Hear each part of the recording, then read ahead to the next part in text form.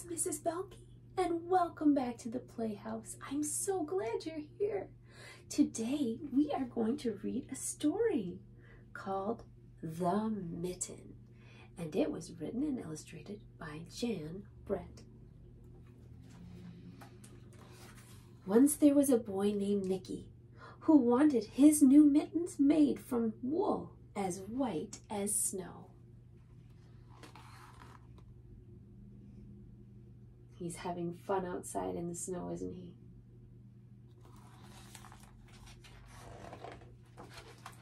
At first, his grandmother, Baba, did not want to knit white mittens. "If you drop one in the snow," she warned, "you'll never find it."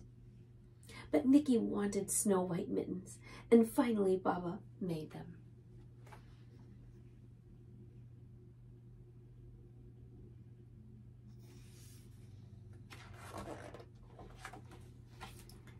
After she finished, she said, "When you come home, first I will look to see if you are safe and sound, and then I will look to see if you still have your snow-white mittens." So off Nicki went, and it wasn't long until one of his new mittens dropped in the snow and was left behind.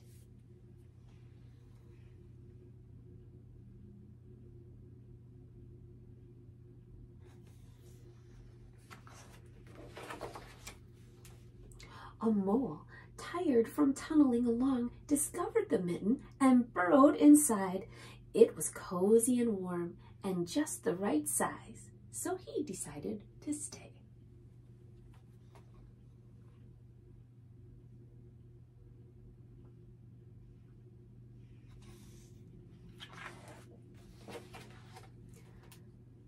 A snowshoe rabbit came hopping by. He stopped for a moment to admire his winter coat. It was then that he saw the mitten, and he wiggled in feet first. The mole didn't think there was room for both of them, but when he saw the rabbit's big kickers, he moved over. What do you think big kickers are? That's right, legs. Next, a hedgehog came snuffling along. Having spent the day looking under wet leaves for things to eat, he decided to move into the mitten and warm himself. The mole and the rabbit were bumped and jostled, but not being ones to argue with someone covered with prickles, they made room. There they are, all snuggling in.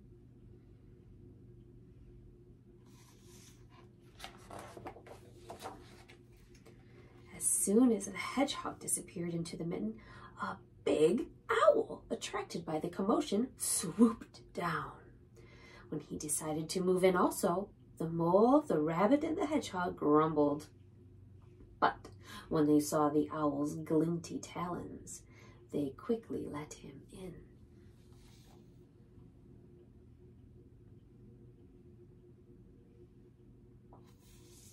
That mitten is getting full.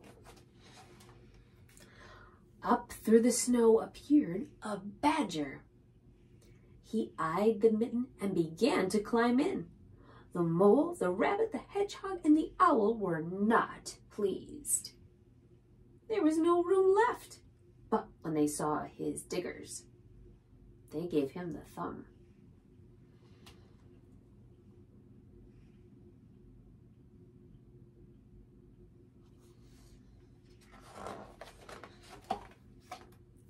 It started snowing, but the animals were snug in the mitten.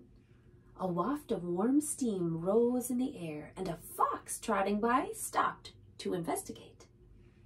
Just the sight of the cozy mitten made him feel drowsy.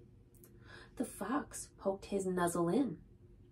And when the mole, the rabbit, the hedgehog, the owl, and the badger saw his shiny teeth, they gave the fox lots of room. Here comes Fox. Do you think there could be any more room left in that mitten? A great bear lumbered by. He spied the Mitten all plumped up.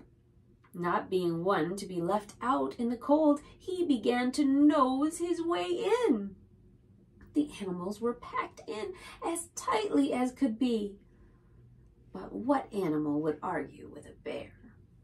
The Mitten swelled and stretched. It was pulled and bulged to many times its size, but Baba's good knitting held fast.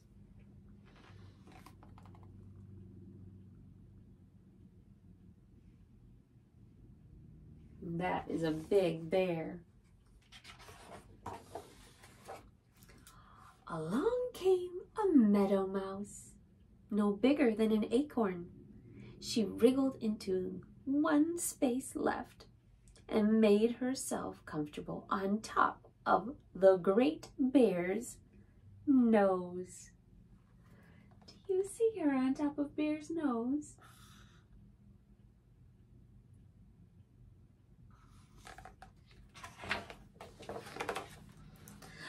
The bear, tickled by the mouse's whiskers, gave an enormous sneeze. Ah, ah, ah, choo! The force of the sneeze shot the Mitten up into the sky and scattered the animals in all directions. There they go.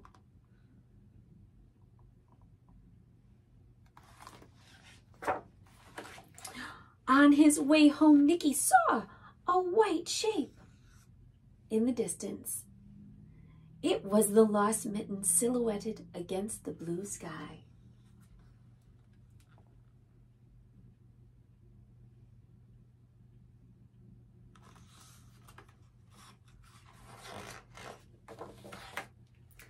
As he ran to catch his snow-white Mitten, he saw Baba's face in the window.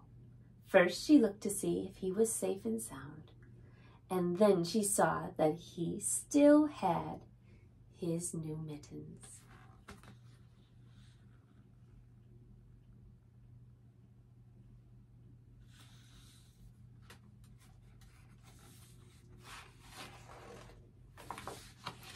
And I bet she's wondering why one is so much bigger than the other.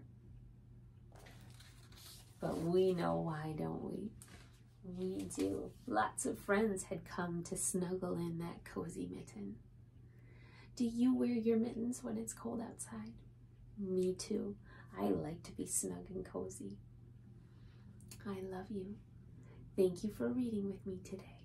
And I will see you next time.